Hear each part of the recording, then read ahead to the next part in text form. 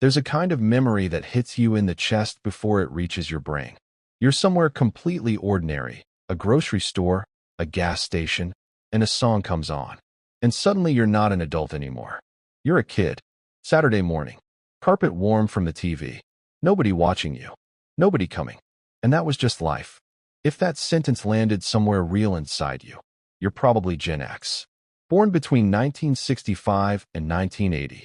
The generation nobody made content for. The generation that raised itself.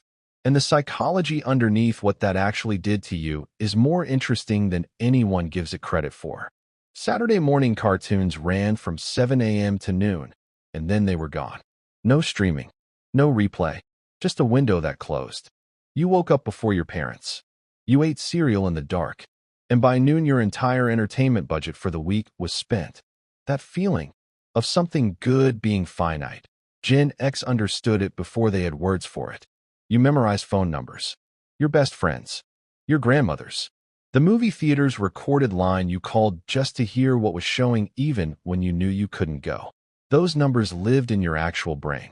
They were proof that people existed in your life in a concrete, committed way. Your phone remembers everything now. You remember nothing. That's not aging. That's outsourcing.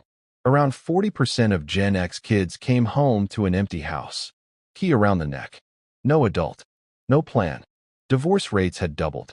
Mothers were entering the workforce. Childcare barely existed. So you just handled it. Made dinner. Watched your siblings.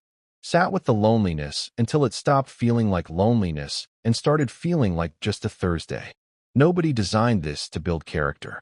But that quiet, eerie self-sufficiency Gen Zers carry around, that's exactly where it came from. You ate breakfast next to missing children. Actual faces. Actual names.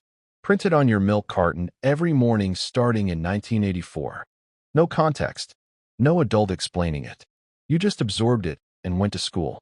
Gen X grew up with a background hum of ambient danger that nobody formally addressed. And somehow, that produced a generation conspicuously unbothered by discomfort. You needed information. You had two options. The library or the encyclopedia on the shelf if your family owned one. Heavy. Alphabetical. Sometimes years out of date. And if the answer lived in a volume you didn't own, you simply didn't know until Tuesday. What that trained invisibly was the ability to sit with not knowing, to tolerate uncertainty, to accept that some things cost time and that the wait was just part of it. You recorded songs off the radio with your finger on the record button, sometimes for hours. And when the song finally came on, you lunged. You almost always caught it mid-note or got the DJ talking over the first line. You kept the tape anyway. Behavioral psychology calls this effort justification. We value things more when they cost us something. Every Gen Zer who made a mixtape by hand understands this on a cellular level. And when it got hard, when you fell off the bike, when you had a bad day, when you said something difficult, you were handed dinner and the adult in the room changed the subject. You learned to keep moving. Not because you were told to, because there was no other option. Gen X is called the most underparented generation in recent American history. And that usually lands as a criticism.